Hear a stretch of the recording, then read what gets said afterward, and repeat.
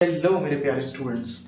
तो बज रहे हैं रात के 10:45 और मैं लेके आ गया हूँ आपके लिए एकदम प्यारा सा टॉपिक डिफरेंशिएशन। देखिए, डिफरेंशिएशन जब हम यहाँ पर पढ़ेंगे ना तो हम उतना ही डिफरेंशिएशन पढ़ेंगे जितना हमारे फिजिक्स में नीडेड है।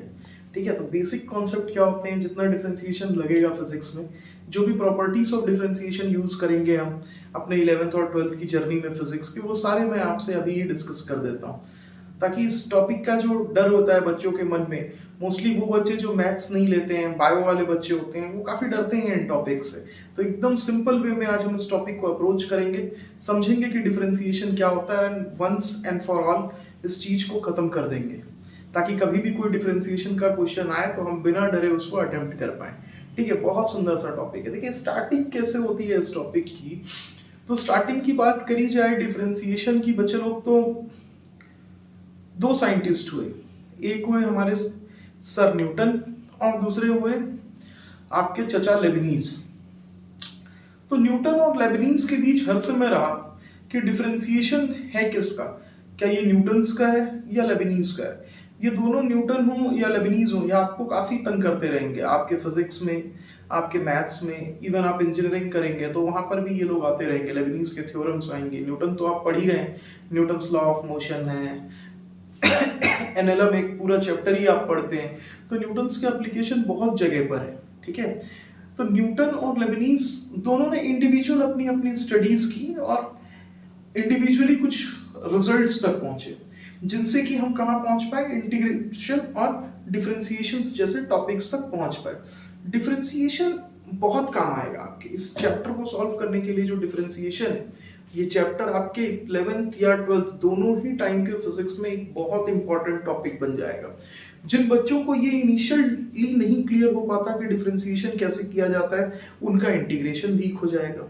देखिए, मैं मानता हूं कि डिफरेंशिएशन को एकदम डिटेल में समझने के लिए आपको लिमिट्स का थोड़ा सा नॉलेज होना चाहिए, कंटिन्यूटी का थोड़ा सा नॉलेज होना चाहिए, लेकिन हमारे फिजिक्स में उतना ज़्यादा डिटेल रिक्वायर्ड नहीं होता।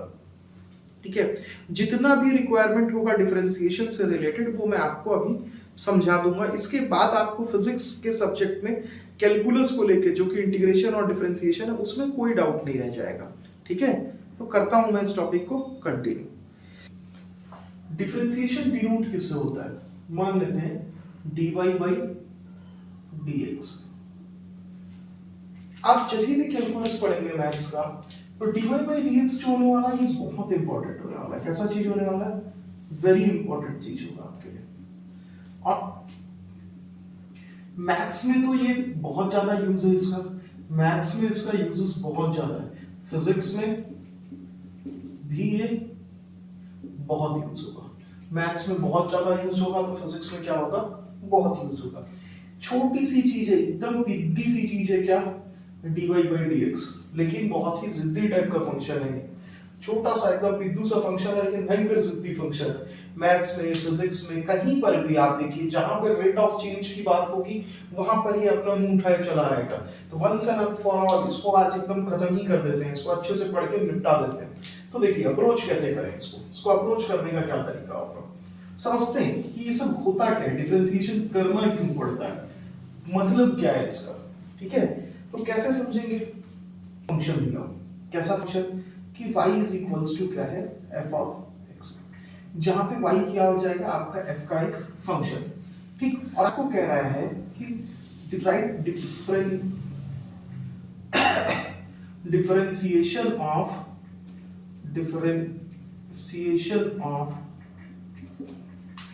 y with respect to x। तो ये कैसा लिखा जाएगा, तो सिंपली इसको कैसे लिखेंगे, डिफरेंशिएशन ऑफ y, ब्रैकेट में लिख लीजिए, differentiation of y with respect to x। ठीक है, जिसका डिफरेंशिएशन हो रहा है वो ऊपर, जिसके रिस्पेक्ट में हो रहा है वो नीचे। देखते हैं आगे। या फिर आपको करना हो differentiation of x with respect to y, तो आप कैसे लिखेंगे, देखिए डिफरेंशिएशन किसका हो रहा है, x का, तो लिख दीजिए differentiation of x with respect to y। ठीक है, मतलब देखो हम क्या कर रहे हैं बच्चे, हम इस x के ऊपर एक ऑपरेटर लगा दे रहे हैं। कौन सा ऑपरेटर लगा दे रहे हैं, divide by d by d y नाम का क्या कर दे रहे हैं, ऑपरेटर लगा दे रहे हैं, जो कि क्या कर रहा है, इसको डिफरेंशिएट कर दे रहा है। किसके रेस्पेक्ट में डिफरेंशिएट कर दे रहा है, वाई के रेस्पेक्ट में डिफरेंशिएट कर दे रहा है। मान लीजिए कि कभी ऐसा लिखा हो कि डिफरेंशिएशन ऑफ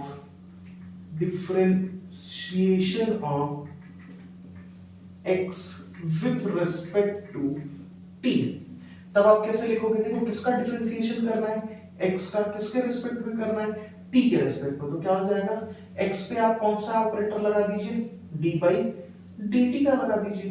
ये जिसका डिफरेंशिएशन हो रहा है, नीचे क्या है, जिसके रेस्पेक्ट में डिफरेंशिएशन हो रहा है। तो किसका डिफरेंशिएशन हो रहा है, x का किसके रेस्पेक्ट में डिफरेंशिएशन हो रहा है, t के रेस्पेक्ट में। तो इसको कैसे लिख देंगे, dx बाई dt। तो देखो समझना क्या है, हमको एक फंक्शन दिया हुआ है, जहां जैसे कि यहाँ पे क्या फंक्शन दिया है, y is equals to fx। अब मेरे को अगर लिखना है कि differentiation of y with respect to x, तो कैसे रिप्रेजेंट कैसे करेंगे, सिंबल वाइज कैसे रिप्रेजेंट करते हैं। तो किस चीज का डिफरेंशिएशन लिखना है, y का किसके रेस्पेक्ट में लिखना है, x के रेस्पेक्ट में। तो कैसे कर देंगे, dy बाई dx। अब किसका लिखना है, differentiation of x with respect to क्या करना है, y। तो क्या हो जाएगा, differentiation of x with respect to y। यहाँ पे क्या लिखना है, differentiation of x with respect to t। तो कैसा हो जाएगा आपका dx बाई dt। तो होपफुली इतना देख करके आप समझ गए होंगे कि डिफरेंशिएशन को लिखते कैसे, उसका सिंबल वाइज कैसे, सिग्निफिकेंस क्या है उसका सिंबल का, कौन सी चीज कहाँ लिखी जाती है। ठीक है, अब आगे चलते हुए देखते हैं क्या है ये चीजें। जो मेन चीजें हैं उन्हीं को देखते हुए चलिए।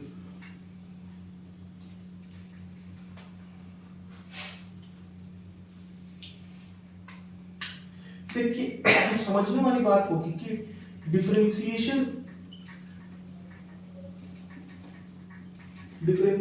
करते क्यों है, डिफरेंशिएशन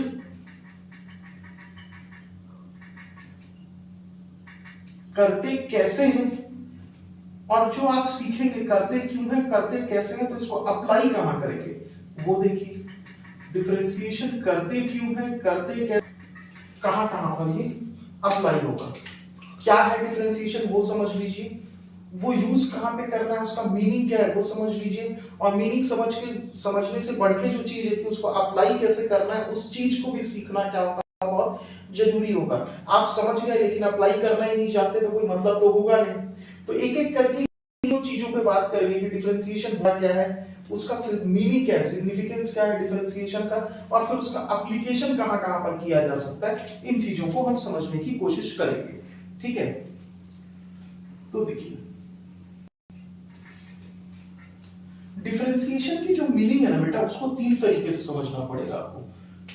डिफरेंशिएशन की मीनिंग को आपको दो तीन तरीके से समझना पड़ेगा। अगर ग्राफिकली बात करूं, ग्राफ से बात करूं कि ग्राफिकली डिफरेंशिएशन क्या होता है, तो बड़ा इंपॉर्टेंट है कि ग्राफिकली डिफरेंशिएशन क्या होता है ये समझो आप। मान लो देखो ग्राफिकली डिफरेंशिएशन क्या होता है वो समझना। मान लो कि मैं एक कोई फंक्शन ले लेता हूं आपके लिए, ऐसा एक फंक्शन ले लेता हूं ऐसा, ये है पैराबोला। ठीक है, एक फंक्शन ले लिया मैंने आपके लिए, ग्राफ बना दिया एक फंक्शन का, ये हो जाएगा आपका एक पैराबोला। अब मान लेते हैं कि पैराबोला का हम एक x कोऑर्डिनेट और एक y कोऑर्डिनेट ड्रॉ करते हैं। इस पॉइंट पे पैराबोला का कितना आ जाएगा, एक x कोऑर्डिनेट होगा और क्या होगा, एक y कोऑर्डिनेट हो जाएगा। कैसा हो जाएगा, x, y, इसमें क्या हो जाएंगे, दो कोऑर्डिनेट हो जाएंगे। ठीक है, तो ध्यान से देखो बच्चों, अगर मैं इस पॉइंट पे एक टेंजेंट ड्रॉ करूं, अगर मैं इस पॉइंट पे एक टेंजेंट ड्रॉ करूं, अगर मैं इस पॉइंट पे एक टेंजेंट ड्रॉ करूं, ठीक है, मैंने इस पॉइंट पे क्या ड्रॉ कर लिया, एक टेंजेंट ड्रॉ किया है। होपफुली ग्रीन कलर आप लोगों को विजिबल हो रहा होगा। बहुत ध्यान से, बहुत आराम से सीखो, बहुत सिंपल सी चीज है, बहुत प्यारी चीज है, डरना तो बिल्कुल भी नहीं है इससे। मान लो इस पॉइंट पे मैंने क्या कर लिया, एक टेंजेंट ड्रॉ कर लिया। अब अगर इस टेंजेंट का मैं स्लोप निकालता हूं, क्या निकालता हूं, स्लोप निकालता हूं। टेंजेंट कहां पे, इस फिगर में टेंजेंट कहां पे, कहीं पे भी नहीं, इस पर्टिकुलर पॉइंट एक्स वाई पे, इस पर्टिकुलर पॉइंट एक्स वाई पे अगर मैं टेंजेंट ड्रॉ करूं और फिर उस टेंजेंट का स्लोप कैलकुलेट करूं या उस टेंजेंट का इंक्लिनेशन कैलकुलेट करूं एक्स एक्सिस से, ये हमारी, चलो एक्सिस भी मार्क कर देता हूं मैं, ये है हमारी एक्स एक्सिस और ये है मेरी वाई एक्सिस। तो कोई एक ग्राफ दिया हुआ था जिसमें मैंने एक पॉइंट सेलेक्ट कर लिया, कौन सा, x, y। इस पॉइंट पे मैंने क्या ड्रॉ कर लिया, एक टेंजेंट ड्रॉ कर लिया।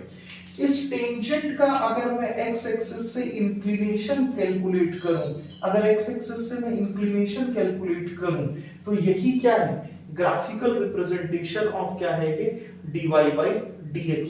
यहाँ पे जो इंक्लिनेशन होगा यही क्या बताएगा मेरे को, dy by dx बताएगा। ठीक है, इस इंक्लिनेशन को कैलकुलेट करना, तो मतलब क्या हो जाएगा, इस चीज को कैलकुलेट करने का मतलब क्या है, angle that tangent to a point, to coordinate लिख लीजिए, पॉइंट मेरे, to a coordinate of point x comma y makes with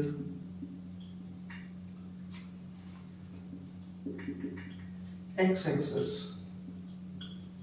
ठीक है, जो x एक्सिस के साथ जो ये टेंजेंट एंगल बना रहा है, इसी एंगल को क्या बोलेंगे हम, dy by dx बोलेंगे, या यही एंगल या जो स्लोप है, इस टेंजेंट का जो भी स्लोप है सॉरी, इस टेंजेंट का जो भी स्लोप है वो हमको क्या दे देगा, इस पॉइंट पे इसका क्या दे देगा, डिफरेंशिएशन देगा। ठीक है, तो ये हो गई क्या चीज का डिस्कशन आपका, ग्राफिकली क्या होता है, ग्राफिकली dy by dx क्या होता है, ये समझा हमने।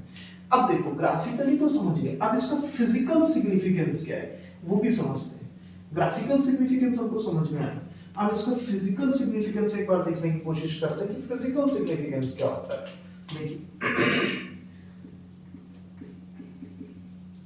फिजिकल सिग्निफिकेंस क्या होता है, देखो ध्यान से समझो, ऐसे कि मान लो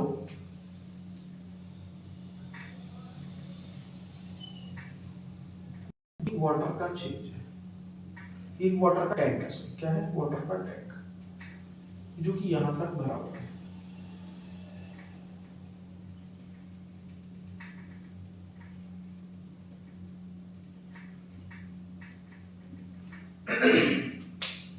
इनिशियली ये किस हाइट तक भरा हुआ था, सपोज करो इनिशियली ये किसी h हाइट तक भरा हुआ था, इनिशियली ये किसी h हाइट तक भरा हुआ था। अब क्या होता है, किसी कारण से यहाँ पर एक होल हो जाता है, यहाँ पर क्या हो जाता है, एक होल हो जाता है, और वाटर यहाँ से क्या करने लगता है, बाहर आने लगता है। वाटर यहाँ से क्या हो रहा है, बाहर आने लग गया। तो देखो, जैसे वाटर यहाँ से बाहर आने लगेगा तो इसकी हाइट क्या होने लगेगी, डिक्रीज होने लगेगी, क्या होने लगेगी, कम होने लगेगी, डिक्रीज होने लगेगी। मान लीजिए कि किसी ने आपसे पूछ लिया, मान लीजिए किसी ने आपसे पूछ लिया हाइट के डिक्रीज होने का क्या स्पीड हर समय सेम रहेगा, नहीं, हाइट के डिक्रीज होने का स्पीड हर समय सेम नहीं होगा। जब ये पानी का लेवल ये है तो जो वाटर का प्रेशर होगा बाहर आने का वो ज्यादा होगा, जैसे जैसे हाइट कम होती जाएगी ये आउटलेट का प्रेशर क्या होता जाएगा, कम होता जाएगा। ठीक है, मान लीजिए कि किसी टाइम टी पे ये हाइट जो है वाटर की अब कितनी बचती है, आपकी h डैश बच जाती है, कितनी बच जाती है, h डैश बच जाती है, कितनी बच जाती है, h डैश बच जाती है। ठीक, तो जो rate of change of water है, जो rate of change of height of water, क्या बोल रहा हूं, ध्यान से सुनो, एकदम ध्यान से, एकदम अच्छे से दिमाग लगाकर सुनो, क्या बोल रहा हूं, the rate of change of height of water, फिर से रिपीट करता हूं, the rate of change of height of water at h dash at h dash can be written as the rate of change of height of water at point h dash। कैसे लिखेंगे उसको, देखिए किस में change हो रहा है, height में चेंज हो रहा है, तो किसके रेस्पेक्ट में चेंज हो रहा है, टाइम के रेस्पेक्ट में चेंज हो रहा है। किस में चेंज हो रहा है, हाइट में चेंज हो रहा है, किसके रेस्पेक्ट में चेंज हो रहा है, टाइम के रेस्पेक्ट में चेंज हो रहा है। तो ये क्या हो जाएगा, dh by dt, dh by dt dh/dt। ये कब कब देखो मैंने इनिशियली आपको बोला कि जब पानी का हाइट ज्यादा होगा तो जो प्रेशर होगा जिससे वो बाहर आ रहा होगा वो ज्यादा होगा। जैसे जैसे ये हाइट डिक्रीज होता जाएगा ये प्रेशर क्या होता जाएगा, रिड्यूस हो जाएगा। तो रेट ऑफ चेंज हर समय कांस्टेंट होगा, हो भी सकता है कि किसी केसेस में नहीं भी हो सकता। तो इस पॉइंट पे रेट ऑफ चेंज क्या होगा, कब, जब हाइट कितनी है h डैश। इस चीज को बहुत ध्यान से सुनो कि ये रेट कहां पे बना है, बता रहा हूं कहां पे बता रहा हूं, ये रेट h डैश पे, उस वेरी इंस्टेंट h डैश पे। इस वर्ड को आपको लग रहा होगा कितनी बार क्यों बोल रहा हूं, इसका मीनिंग है, इसलिए मैं बार बार बोल रहा हूं कि ये रेट ऑफ चेंज कब पता चल रहा है, उस पर्टिकुलर इंस्टेंट पे, उस पर्टिकुलर इंस्टेंट पे। मतलब dh/dt क्या बता रहा है मेरे को, इंस्टेंटेनियस रेट बता रहा है। और इंस्टेंटेनियस रेट का मतलब क्या होता है, एक पर्टिकुलर इंस्टेंट पे बताया हुआ रेट। इंस्टेंटेनियस रेट का क्या मीनिंग होता है, किसी एक पर्टिकुलर इंस्टेंट पे बताया हुआ रेट। ये रेट कौन से इंस्टेंट पे बताया जा रहा है, तो h डैश पे बताया जा रहा है। तो यहाँ h की जगह क्या हो जाएगा, h डैश हो जाएगा। किस इंस्टेंट पे है ये, h equals to h dash पे ये डिफरेंशिएशन दिखाया जा रहा है। तो शायद आपको फिजिकल सिग्निफिकेंस क्लियर हुआ होगा। फिजिकल सिग्निफिकेंस से कहने का मतलब है कि ये क्या कैलकुलेट करने के काम आता है, rate of change. Rate of change भी कब, at any particular instant, at any particular instant. इसीलिए इसको क्या बोला जा सकता है, इंस्टेंटेनियस रेट ऑफ चेंज। क्या कह सकते हो आप, इंस्टेंटेनियस रेट ऑफ चेंज। ठीक है, गुड, आगे चलते हैं। तो ये हो गया इसका फिजिकल सिग्निफिकेंस।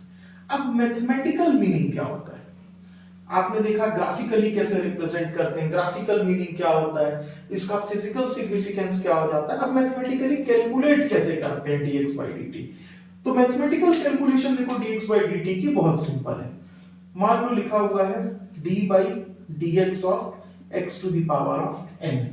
तो ज्यादा कुछ दिमाग नहीं लगाना है, हमको क्या करना पड़ता है, जो पावर लिखी है इसको सामने लिख दीजिए n, x to the power of, अब n को रिड्यूस कर दीजिए n माइनस 1।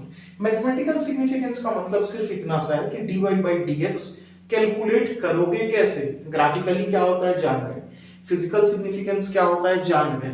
अरे बाबा जब क्वेश्चन आएगा तो उसको तो सॉल्व करना पड़ेगा ना, तो सॉल्व करोगे कैसे, उसको क्या बोलते हैं हम, उस चीज को क्या बोलते हैं, मैथमेटिकल सिग्निफिकेंस, या मैथमेटिकली चीज कैसे सॉल्व होगी। अब ये सारी चीजें आप कर पाओ, मैथमेटिकली आप साउंड हो पाओ इस चीज में, इसके लिए आपको डिफरेंशिएशन के कुछ बेसिक फॉर्मूलेस होते हैं, वो बाय हार्ट होने चाहिए। क्या होने चाहिए, बाय हार्ट, अच्छे से याद होने चाहिए डिफरेंशिएशन के कुछ बेसिक फॉर्मूले। आपको मेरी रिक्वेस्ट है कि आप मेरे साथ प्रॉमिस करोगे कि अभी जब मैं ये सारे फॉर्मूलेस लिखूंगा बेटा, 11 बजे रात को बैठ के मैं भी आपके लिए वीडियो बना रहा हूँ ना, तो अपनी क्लासेस लेने के बाद मैं भी जब आता हूँ तो मेरी भी इच्छा करती है कि सो जाऊं, लेकिन फिर भी मैं आपके लिए वीडियोस लेके आ रहा हूँ। तो मेरी आप लोगों से ये रिक्वेस्ट होगी कि आप क्या करिएगा, जैसे ही मैं ये सारी चीजें कंप्लीट करूंगा, आप एक बार मन लगा करके इन फॉर्मूले को पढ़िएगा। मैं मेक श्योर करूंगा कि आपकी डिफरेंशिएशन के लिए फीलिंग अच्छी हो जाए, ताकि भले ही आप मैथ्स ना लिया हो, लेकिन फिजिक्स में जो मैथ्स वाला पार्ट है उससे आप डरे ना। ठीक है, चलिए मेरे साथ साथ सीखिए कैसे करना है आपको। स्टार्ट करते हैं ट्रिग्नोमेट्रिक फंक्शन से। किससे स्टार्ट करेंगे हम, ट्रिग्नोमेट्रिक फंक्शन से। पहला ट्रिग्नोमेट्रिक फंक्शन, दूसरा लिख लेंगे, तीसरा लिख लेंगे। पहला मान लीजिए y इक्वल्स टू दिया है आपको sin x, y equals to sin x। तो dy/dx क्या हो जाएगा, dy/dx जो होता है इसका वो होता है cos x। क्या होता है, cos x। ये सब चीजें आपको याद करनी है। मान लीजिए आपको दिया हुआ है y equals to cos x, तो dy/dx क्या हो जाएगा आपका इस केस में, माइनस ऑफ sin x। कितना हो जाएगा, माइनस ऑफ sin x। मान लीजिए तीसरा आपको दिया हुआ है y इक्वल्स टू क्या, tan x। तो dy/dx क्या हो जाएगा आपका, dy/dx क्या हो जाएगा आपका sec स्क्वायर x। कितना हो जाएगा आपका sec स्क्वायर x। फिर देखिए चौथा फंक्शन क्या होगा, मान लीजिए आपको दिया हुआ है, मान लीजिए दिया हुआ है cot x। मान लीजिए y इक्वल्स टू क्या दिया हुआ है, cot x। तो dy/dx क्या हो जाएगा इसका, minus of cosec square x। मान लीजिए पांचवा आपको दिया हुआ है sec x। मान लेते हैं कि पांचवा आपको दिया हुआ है sec x। y equals to sec x, y equals to sec x। तो dy बाई dx क्या हो जाएगा आपका, sec x का हो जाएगा sec x cot x। और ले लेते हैं लास्ट जो होगा इंपॉर्टेंट ट्रिग्नोमेट्रिक आप लोगों के लिए छठवां, उसको ले लीजिए आप y इज इक्वल्स टू, अगर आपको दे दिया है क्या हो गया, साइन हो गया, कॉस हो गया, टेन हो गया, कॉट हो गया, सेक हो गया, कोसेक x, कोसेक x। तो dy बाई dx कितना हो जाएगा इसका, minus of cosec x cot x, minus of cosec x cot x। देखिए लाइन बाय लाइन पूरा फिर से एक बार रिवाइज करते हैं। y equals to sin x देगा तो dy बाई dx कितना हो जाएगा, cos x। y equals to अगर cos x देगा तो dy बाई dx कितना हो जाएगा, minus of sin x। y equals to अगर tan x देगा तो dy बाई dx कितना हो जाएगा, sec square x। y equals to अगर cot x देगा तो dy बाई dx कितना हो जाएगा, minus cosec square x। y equals to sec x होगा तो dy बाई dx कितना हो जाएगा, sec x cot x या cot x sec x। और y equals to cosec x होगा तो क्या हो जाएगा आपका, minus cosec x cot x, minus cosec x cot x। तो ये जो 6 ट्रिग्नोमेट्रिक फंक्शन है ये तो आप एनी हाउ ही नहीं भूल सकते, ये आपको याद करनी ही होंगी। तो एक बार स्क्रीन को पॉज करके आप इन चीजों को क्या कर लीजिए, याद कर लीजिए, ठीक है। अब मैं इसके आगे के कितने इंपॉर्टेंट फॉर्मूलेस हैं उन पे डिस्कस करता हूँ। आगे फॉर्मूलेस लिखते हैं, देखिए 6 हो गए थे। 7th नंबर पे हम ले लेते हैं, अगर दिया हुआ है y is equals to x to the power of n, तो dy by dx कितना हो जाएगा हमारा, dy by dx हो जाएगा बच्चे n x to the power of n minus 1। अच्छा यहाँ पर एक चीज ध्यान रखेंगे आप, यहाँ पर एक चीज ध्यान रखेंगे कि जो n होना चाहिए, n बिलोंग्स किससे करना चाहिए, n should be a rational number. कैसा होना चाहिए, रेशनल नंबर होना चाहिए। रेशनल नंबर्स में ये फॉर्मूला आपका नहीं एप्लीकेबल होगा। n किससे बिलोंग करना चाहिए, रेशनल नंबर्स को बिलोंग करना चाहिए। 8th देखते हैं, मान लीजिए आपको दिया हो y कैसा है, कांस्टेंट है। समझो इस चीज को, dy by dx कितना होगा उस केस में, dy by dx कितना होगा उस केस में। देखिए मैंने आपको बताया था कि dy by dx का जो फिजिकल सिग्निफिकेंस था वो क्या बोलता था कि dy by dx किसको कैलकुलेट करता है, रेट ऑफ चेंज को। अच्छा अगर dy by dx rate of change निकालता है तो क्या कांस्टेंट चीज कभी बदलती है, अगर कोई चीज कांस्टेंट है, अगर 2 कांस्टेंट है तो क्या 2 आज 2 होगा कल 3 हो जाएगा क्या, परसों 4 हो जाएगा क्या, फिर उसके बाद वाले दिन 8 हो जाएगा क्या, नहीं। 2 की वैल्यू हर समय कैसी रहेगी, 2 ही रहेगी।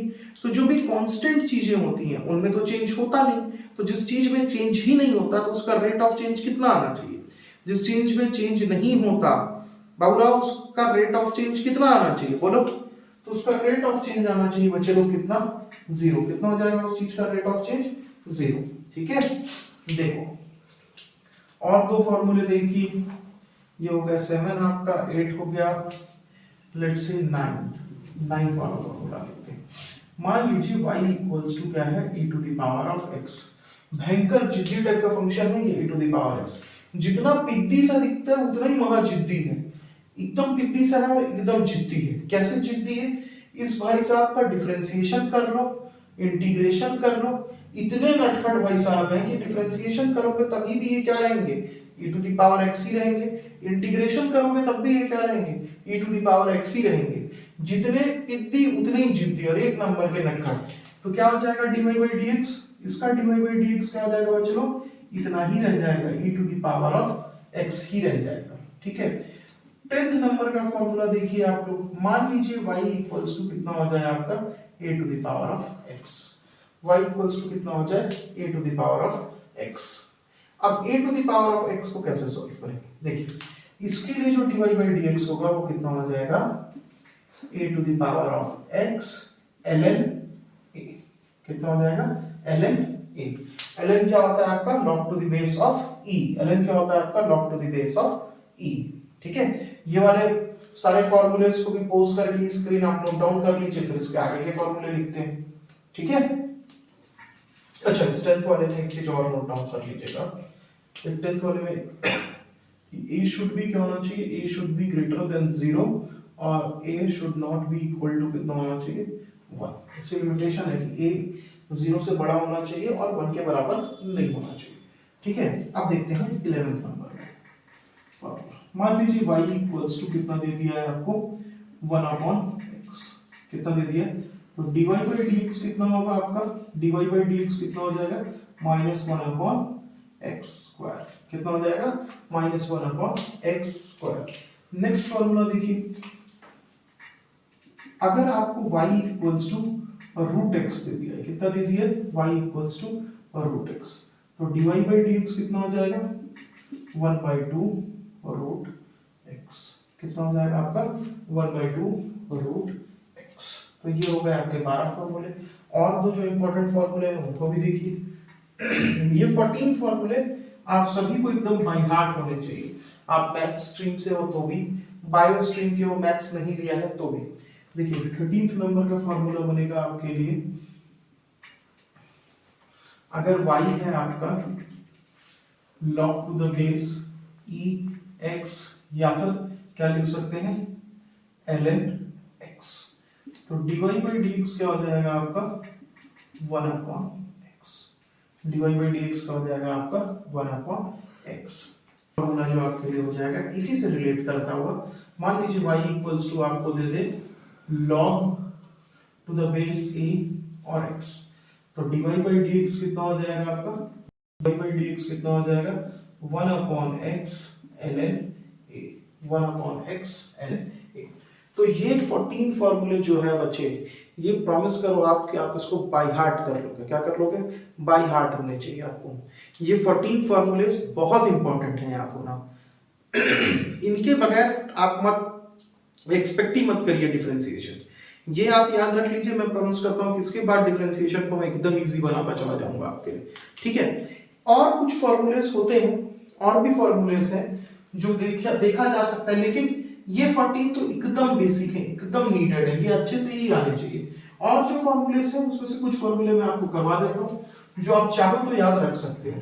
ठीक है, आप चाहो तो याद रख सकते हो। जैसे कि एक फॉर्मूला होगा आपका, फॉर्मूला बनेगा आपका 14 हो गए थे ना, ये 15th नंबर देखते हैं। मान लीजिए y इक्वल्स टू दिया है sin इनवर्स x, ये सारे इनवर्स ट्रिग्नोमेट्रिक रेशियो है, तो dy बाई dx कितना हो जाएगा चलो, तो dy बाई dx कितना हो जाएगा 1 upon root over 1 minus x square, कितना हो जाएगा 1 upon root over 1 minus x square. वैसे को 16th नंबर, अगर y equals to cos inverse of x दे दे तो कितना हो जाएगा, तो dy बाई dx हो जाएगा बच्चे लोग आपका minus of 1 upon root over 1 minus x square. ठीक है, अब अगर मान लीजिए आपको दे दे tan y equals to tan inverse x, तो y equals to tan inverse x के लिए dy बाई dx कितना हो जाएगा आपका 1 अपॉन 1 प्लस एक्स स्क्वायर। वैसे ही मान लीजिए आपको दे दिया y equals to cot inverse x, तो y equals to cot inverse x के लिए क्या हो जाएगा dy बाई dx आपका क्या हो जाएगा minus of 1 upon 1 plus x square. ठीक है, तो ये चारों फॉर्मूले भी आप नोट डाउन कर लीजिए। इसके बाद बचेगा आपका कोसेक x और सेक x, पहले आप ये चार नोट डाउन करिए, फिर मैं आपको वो भी लिखवा देता हूँ। देखिए साइन में कैसा है ट्रिग्नोमेट्री का भी इजी, साइन में कितना है 1 upon root over 1 minus x square, cos में वही सेम चीज लिखी हुई है विद माइनस साइन, tan का कितना होता है 1 upon 1 plus x square, cot में वही चीज लिखी हुई है विद माइनस साइन। ठीक है, तो याद करने में कोई हर्ज नहीं है इसको, आप ये भी याद रख सकते हैं, इनवर्स ट्रिग्नोमेट्री के रेशियोज भी याद कर सकते हैं। तो आप इसको भी नोट डाउन कर लीजिए, फिर मैं आपको इसके बाद के एक दो फॉर्मूले जो बचे हैं वो भी लिखवा देता हूँ, अच्छा उनको भी समझ लेते हैं, फिर जस्ट भी राउंड का काम खत्म। फिर हम इसके ऊपर छोटे छोटे न्यूमेरिकल्स बनाएंगे, फिर उसके बाद इसकी प्रॉपर्टीज डिस्कस करेंगे, formula differentiation.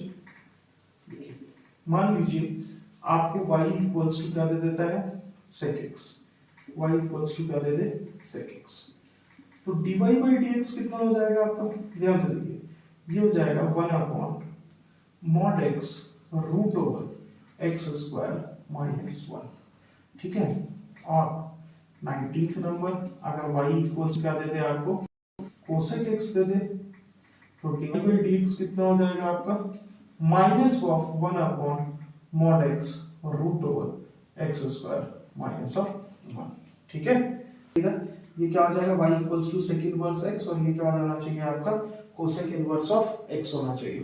y equals to क्या होना चाहिए, सेक इनवर्स ऑफ x था, और ये क्या था, कोसेक इनवर्स ऑफ x। हम सारे इनवर्स ट्रिग्नोमेट्रिक रेशियो लिख रहे थे, वो मैं -1 लिखना भूल गया था, ठीक है। देखते हैं अब इनकी एप्लीकेशंस की बात करते हैं, कि इनका एप्लीकेशंस कैसे होगा। चलिए कुछ क्वेश्चंस के थ्रू समझते हैं कि आपकी अंडरस्टैंडिंग कितनी डेवलप हुई है इसको लेकर के। देखिए, मान लीजिए क्वेश्चन में आपसे पूछता हूँ y is equal to x to the power of 3, और दूसरा क्वेश्चन लेते हैं y is equals to 3 to the power of x। y is equals to x to the power of 3 और y equals to 3 to the power of x। तो यहाँ पे dy by dx क्या हो जाएगा बच्चों, यहाँ पे dy by dx हो जाएगा 3x स्क्वायर। कौन सा फॉर्मूला यूज हुआ सर, तो फॉर्मूला कौन सा यूज हुआ, हमने अभी ही पढ़ा था कि y इक्वल्स टू अगर x to the power of n हो तो dy by dx कितना हो जाता है, n x to the power of n minus 1। तो इस फॉर्मूले को यहाँ हमने यूज कर लिया। वैसे ये कैसे होगा, ये कैसे होगा देखो, तो dy by dx इस केस में कितना हो जाएगा बच्चे, बोलो इस केस में dy by dx की वैल्यू कितनी हो जाएगी, देखो ये क्या लिखा हुआ है, a to the power of x, तो a to the power of x क्या होता है, तो ये हो जाएगा 3 to the power of x ln, क्या हो जाएगा a to the power of x का क्या होता है, a to the power of x ln a। तो ये कितना हो जाएगा, dy by dx कितना हो जाएगा, 3 to the power x ln of 3। कौन सा फॉर्मूला यूज किया, तो मैं लिख भी देता हूँ कि अगर y equals to a to the power x हो तो dy by dx की वैल्यू कितनी हो जाती है आपकी, कितनी हो जाती है, a to the power of x ln of a to the power of x ln of a, ठीक है। मान लीजिए कि क्वेश्चन ऐसा आ जाए आपको y is equals to e to the power of x, ये तो डायरेक्ट फॉर्मूला ही हो जाएगा। तो dy by dx कितना हो जाएगा इस केस में आपका, dy by dx कितना हो जाएगा इस केस में आपका, e to the power of x ही रह जाएगा, क्योंकि differentiation of to the power x क्या होता है हर समय, e to the power of x ही हो जाता है, ठीक है। अब देखिए फॉर्मूले हैं, आप उनको क्या कर लीजिए, बाय हार्ट कर लीजिए। एक बार आप ये फॉर्मूलेस बाय हार्ट कर लीजिए, कल जब मैं लेक्चर आप लोगों के लिए रिकॉर्ड करूंगा तो मैं उस फॉर्मूलेस पे बेस्ड बढ़िया बढ़िया डिफिकल्ट टाइप के या ऐसे क्वेश्चंस जो आपके उन टॉपिक्स की अंडरस्टैंडिंग को और क्लियर कर दे उनको करा दूंगा, और उसके बाद डिफरेंशिएशंस की जो प्रॉपर्टीज होती हैं उसको करा दूंगा। तो कल जो भी लोग मेरा वीडियो देखेंगे उनसे ये रिक्वेस्ट रहेगा कि आज की वीडियो देख लें, और आज जो लोग वीडियो देख रहे हैं उनसे ये रिक्वेस्ट है कि वो कल भी जो वीडियो आएगी उसको जरूर देखें, ताकि डिफरेंशिएशन का पूरा कॉन्सेप्ट है वो क्लियर हो जाए और आपको आगे इस टॉपिक में कोई दिक्कत ना हो। Thank you.